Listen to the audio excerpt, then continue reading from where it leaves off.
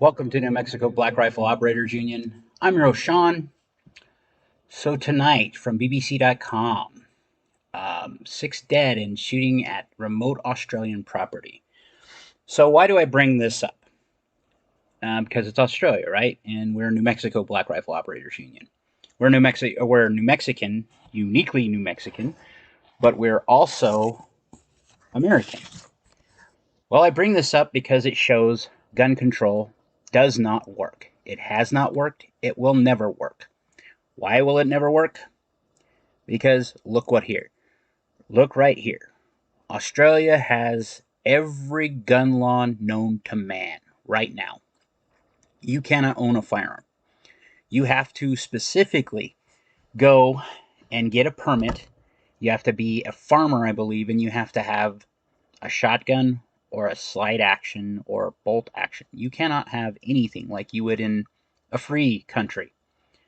But what do you expect from a place that actually built internment camps for sick people? They can brand them however they want. I've talked about them on this podcast before. There's actual internment camps in Australia, or there was during the COVID madness. Now they've stopped doing that, and we're in a better place with COVID in most of the world. But this demonstrates in very succinct order that its laws aren't going to fix this. The only thing that's going to fix this is something we all know. A good guy with a gun and an address to a mental institution. And what I mean is people like this that do this type of action are mentally unstable.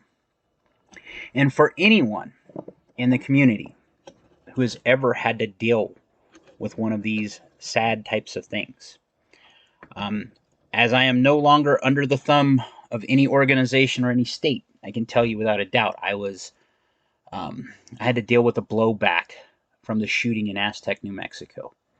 Two very young, very bright people lost their lives.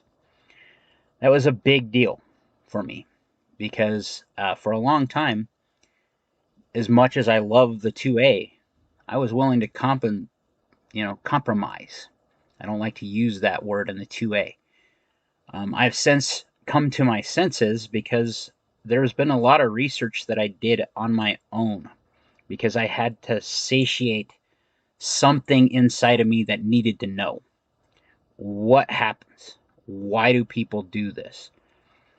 And overwhelmingly what you find is there's some sort of act out before they do this type of thing.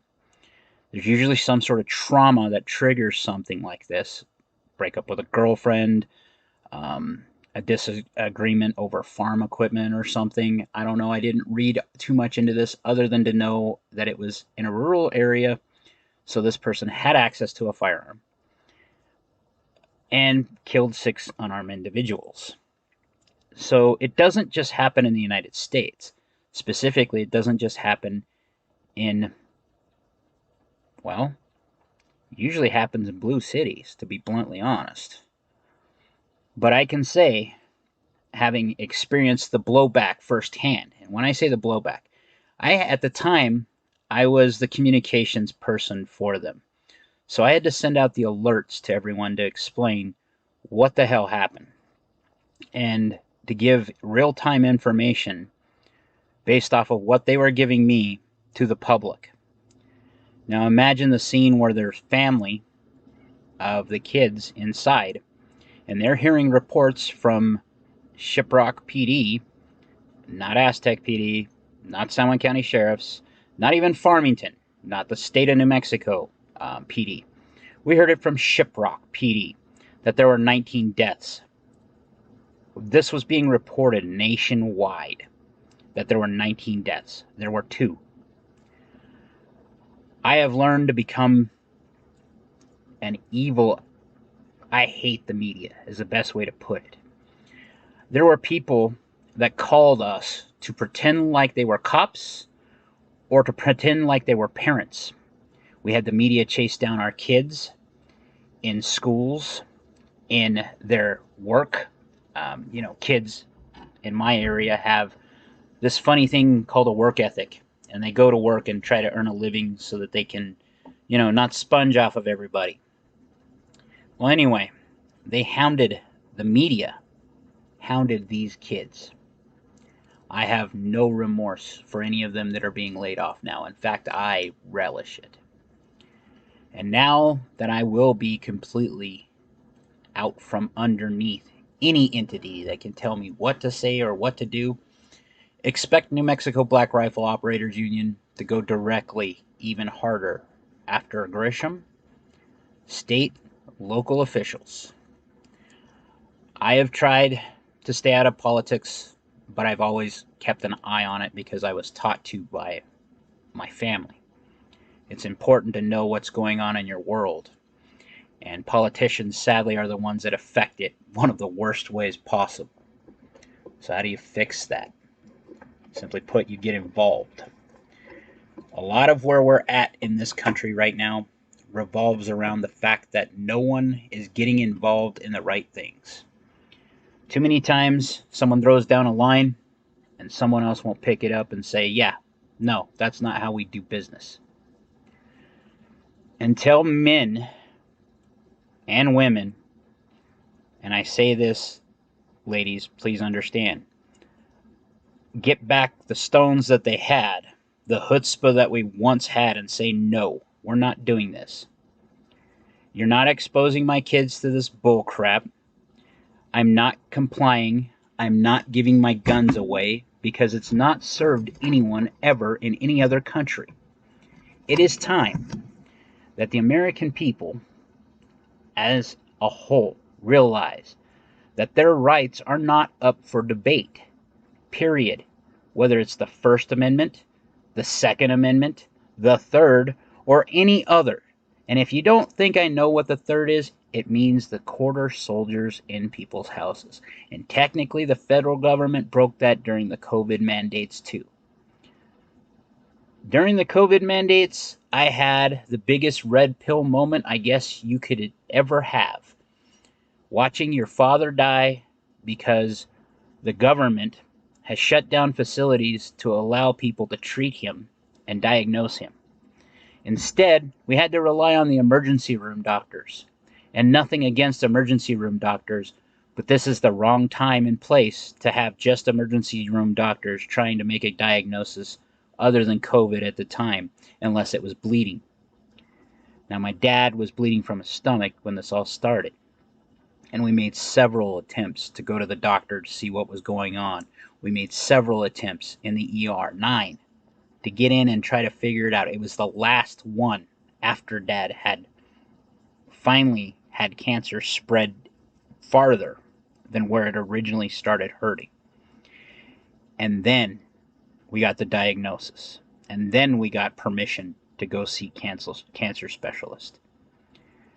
New Mexico still had the stupid COVID lockdown rules in place, and we had to be masked when I heard the story of what was happening to my dad. I was in the room when they gave him the prognosis of what was going on and the diagnosis and what his options were. I have never seen a weirder look. I can't explain it. And I'm sure the look I had was all fear. But with my father's passing, his passion for the 2A, which I inherited by osmosis, by being around him, by being, this is part of my family, this is part of my culture, this is part of my elite, this is part of what drives me, this is one of the things that wakes me up in the morning, is to know I am going to do my best ever at whatever I do and maximize freedom with my values. My value set used to be the American value set. I wonder now where we're at. This stuff keeps happening, and they keep demonizing guns. Shortly, this hasn't hit our media as much, but it will. And I don't pay attention to them as much as I used to. That will change. Starting Monday until Christmas, or Christmas Eve, I'll probably do Christmas Eve, I will be doing a podcast for the New Mexico Black Rifle Operators Union. it may be a little longer because I'm going to try to cover the news and why it should matter to you in the 2A community. I'm going to focus on issues that are directly impending on us or coming down on us. The first one that is immediately right now, and I hope you all have already contacted your representatives and anyone who will listen, is the brace ban that they're wanting to put in place. The rule was supposed to go down yesterday. They have postponed it. Now, there's a great white hope that they don't push this through, which would make a lot of sense because it makes a lot of 2A people in our community point blank felons overnight. Because ignorance of the law is no excuse for breaking the law. If you didn't know that, you need to look at that. Now, I have always maintained that free men, and I've given this definition so many times I'm not going to do it right now. I mean that in the sense of all humanity, basically. Don't ask permission. They do what they need to do to keep their rights. Now, I'm not telling you to ignore the law, but I am telling you to do what you think is right. And where I am at right now in my journey through life is I will not be under the government's thumb as much as I can possibly be. And that's just because they've lied to us. The Twitter files dropping have shown that. They lied to us about the COVID stuff. Elon has the receipts for that too. And yeah, I have an axe to grind, an emotional axe to grind with our governor and our leadership in general.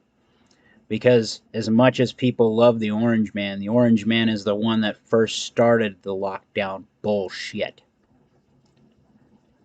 So he's also the only one in the last 10 years to 20 years to get any gun control passed when he tried to get the bull crap,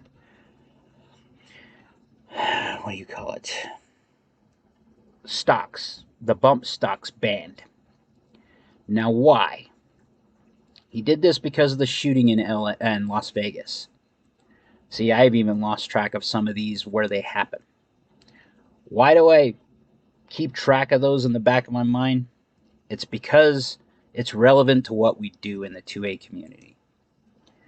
You have to ask yourself, if you were in that situation, what would you have done? When bad dudes come to your house, when bad dudes catch you in the parking lot as you're loading your groceries, are you ready to defend yourself?